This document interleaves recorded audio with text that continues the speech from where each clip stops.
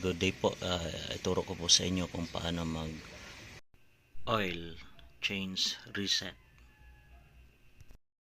So ito na may cover kasi, pero ito yung pipindutin, sabay lang yung dalawa.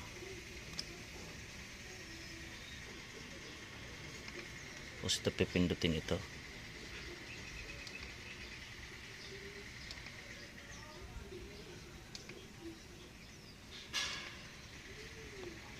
Yan, pag nag-blink yan, di ba 1.5 yan, pwede mo itong maghanap ka kung 2,000 ba or 2.5 ilagay mo.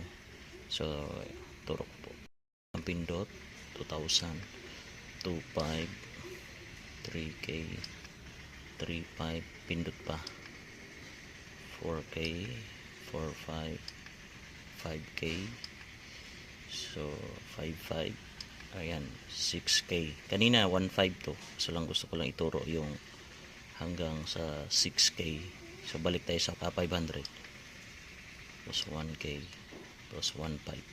So set natin, yun lang yung gusto ko, 1.5.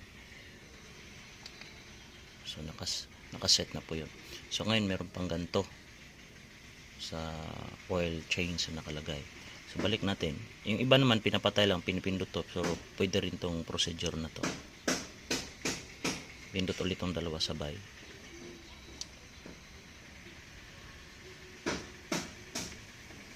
Tapos pindot ulit. Pindot ulit. Pindot ulit. Yan, di ba nagbi-blink yung oil change. So off lang po. Off ito. Tapos pindutin ito ng 1, 2, 3, 4, 5.